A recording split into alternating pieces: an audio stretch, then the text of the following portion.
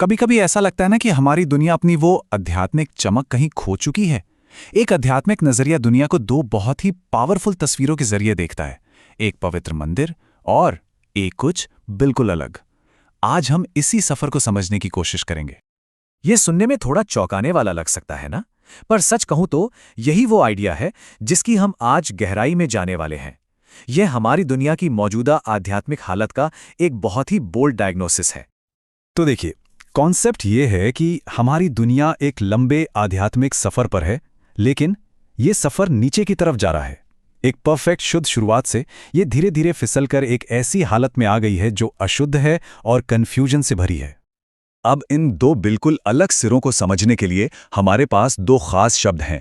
पहला है सतोप्रधान, जो दुनिया की असली, पवित्र और सच्ची हालत को दिखाता है, और दूसरा है इसका ठीक उल्टा, तमोप्रधान, जो आज की अशुद्ध और गिरी हुई हालत को दिखाता है। ये पवित्रता से मिलावट तक की एक कहानी है। पर बात सिर्फ इन भारी भरकम शब्दों की नहीं है।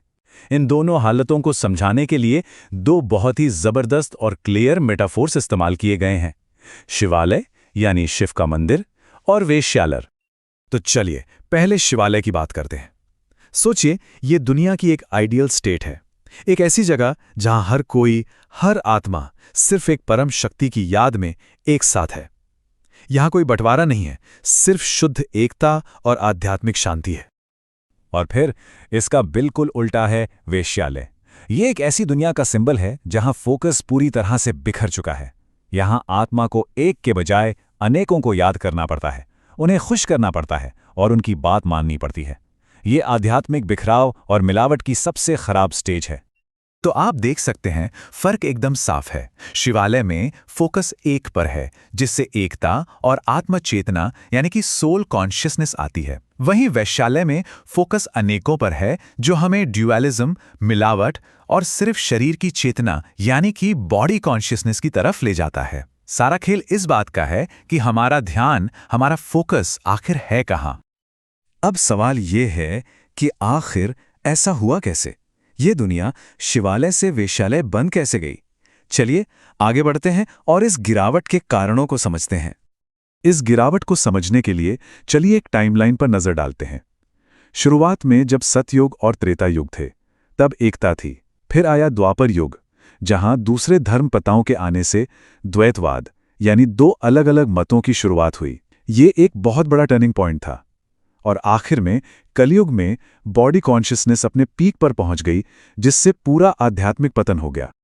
असल में इस पूरी गिरावट की जड़ में हमारी चेतना में आया एक बहुत बड़ा बदलाव था।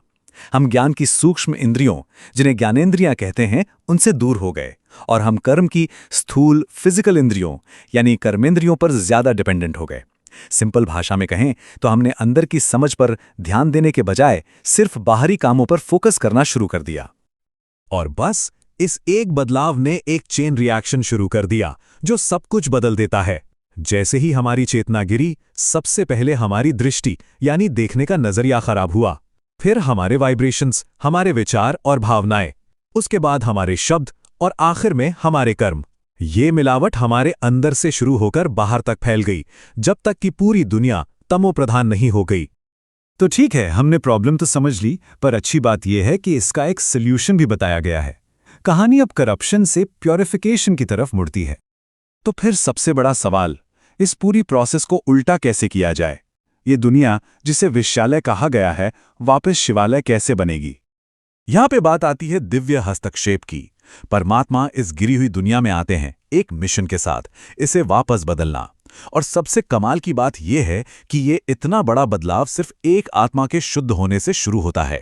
आइडिया यह है कि जब एक आत्मा परफेक्ट प्योरिटी हासिल कर लेती है, तो वो पूरी दुनिया के लिए रास्ता खोल देती है। तो आखिर में इस पूरी शुद्धिकरण की प्रक्रिया का नतीजा क्या निकलता है? नतीजा है शिवालय की वापसी, एक ऐसी दुनिया जो अपनी ओरिजिनल शुद्ध अवस्था में लौट आई है।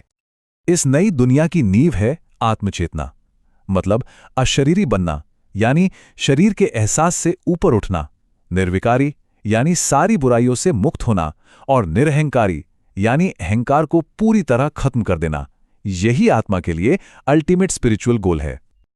और देखिए, ये सिर्फ एक हवाई बात नहीं है, एक खास नंबर भी बताया गया है। ठीक 4.5 लाख आत्माएं हैं जो इस सबसे ऊंची स्थिर सोल कॉन्शियस स्टेज को हासिल करती हैं। ये नंबर आध्यात्मिक पूर्णता के विचार को एक ठोस लक्ष्य देता है। और इसी के साथ हम वापस उसी एक लाइन पर आ जाते हैं जिसने इस पूरी यात्रा को दिशा दी। जब एक शुद्ध हो जाता है तो सब शुद्ध हो जाते हैं। ये कितनी खूबसूरती से समझाता है कि कैसे एक इंसान का गहरा ट्रांसफॉर्मेशन पूरी दुनिया के लिए एक सामूहिक बदलाव की लहर पैदा कर सकता है। तो ये सारी बातें हमें आज के लिए एक बहुत गहरे सवाल पर लाकर छोड़ देती हैं। आज की दुनिया में जो डिस्ट्रैक्शन से, अनगिनत डिमांड से और इन्फॉर्मेशन के शोर से भरी हुई है, अनेकों के पीछे भागने के बजाय एक पर फोकस करने का असल में क्या मतलब है? ये एक ऐसा सवाल है जिस पर हम सबको सोचना चाहिए।